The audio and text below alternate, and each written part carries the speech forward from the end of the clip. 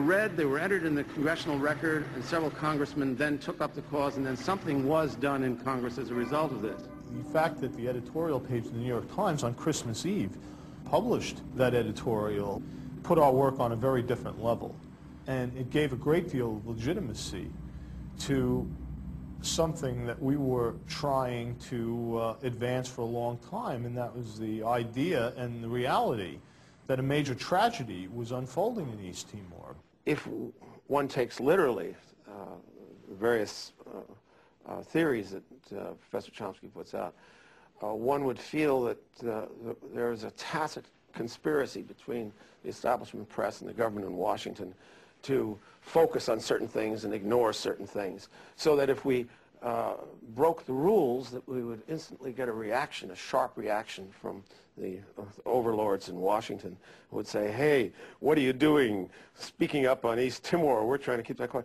We didn't hear a thing.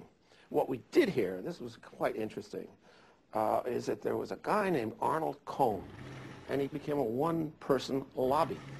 I appreciate the nice things that Karl Meyer said about me in his interview, but I object to the notion that a one-man lobby was formed or anything like that. I think that if there weren't a large network composed of the American Catholic Bishops' Conference, composed of other church groups, composed of human rights groups, composed of simply concerned citizens and others, and a network of concern within the news media, I think that it would have been impossible to do anything at all at any time, and it certainly would have been impossible to sustain things for as long as they've been sustained. Professor Chomsky and a lot of people who engage in this kind of press analysis have one thing in common. Most of them have never worked for a newspaper. Many of them know very little about how newspapers work. When Chomsky came around, he had with him a file of all the coverage in the New York Times, the Washington Post, and other papers of East Timor.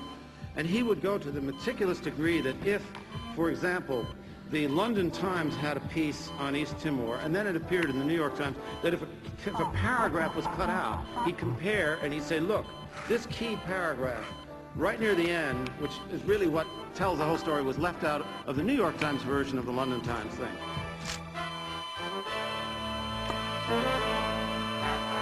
There was a story in the London Times which was pretty accurate. The New York Times revised it radically. Didn't just leave a paragraph out. They revised it and gave it a totally different cast.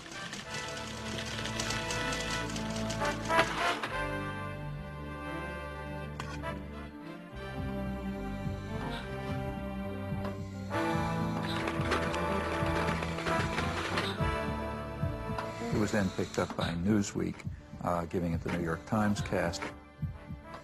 It ended up being a whitewash, whereas the original was an atrocity story. So I said to Chomsky at the time, I said, well, it may be that you're misinterpreting ignorance, haste, deadline pressure, etc., for some kind of determined effort to suppress an element of the story. He said, well, if it happened once or twice or three times, I might agree with you, but if it happens a dozen times, Mr. Meyer, I think there's something else at work. And it's not a matter of happening 1 time, 2 times, 5 times, 100 times. It happened all the time. I said, Professor Chomsky, having been in this business, it happens a dozen times. These are very imperfect institutions. When they did give coverage, it was from the point of view of, it was a whitewash of the United States. Now, you know, that's not an error. That's systematic, consistent behavior, in this case, without even any exception. This is a much more subtle process than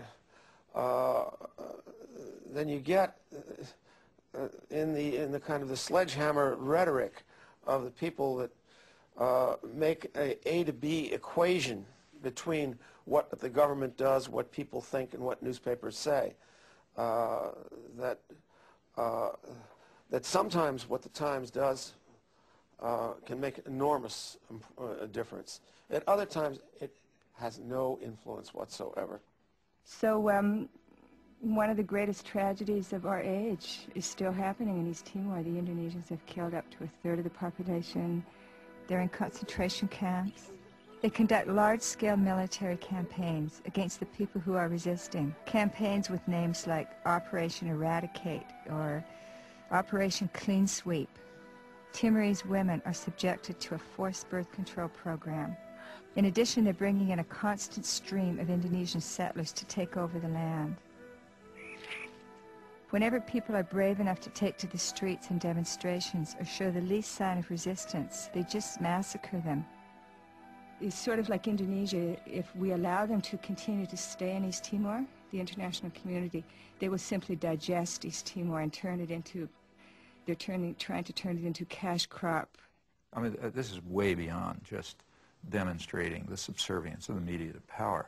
I mean, they have real complicity in genocide in this case.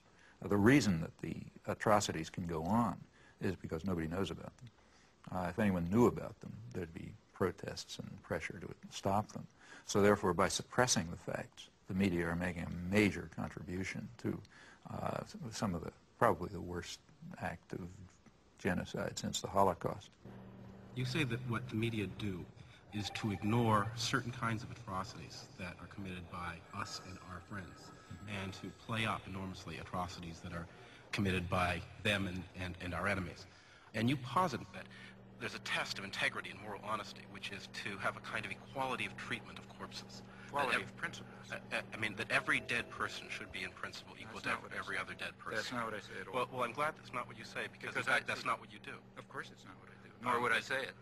In fact, I say the opposite. What I say is that we should be responsible for our own actions primarily. Because your method is not only to ignore the corpses created by them, but also to ignore the corpses that are created by neither side, but which are irrelevant to your ideological That's agenda. totally untrue. Well, let me give you an example.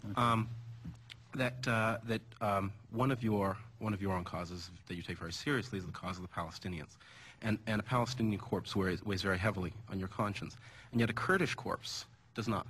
That's not true at all. I've been involved in Kurdish support groups for years.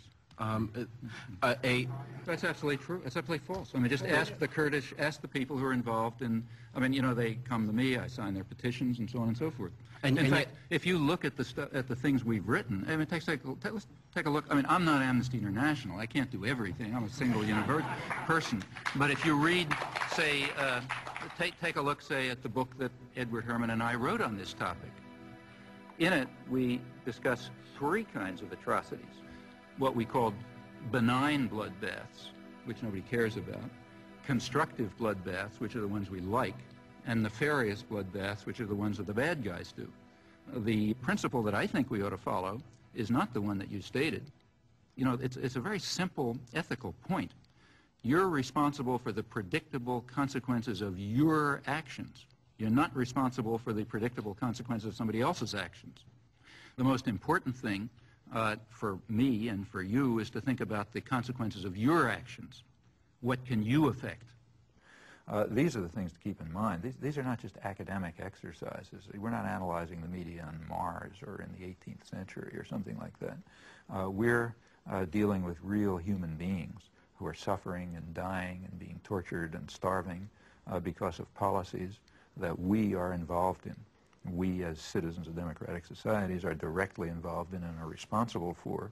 And what the media are doing is ensuring that we do not act on our responsibilities and that the interests of power are served, not the needs of the suffering people, and not even the needs of the American people, who would be horrified if they realized the blood that's dripping from their hands because of the way they're allowing themselves to be deluded and manipulated by the system.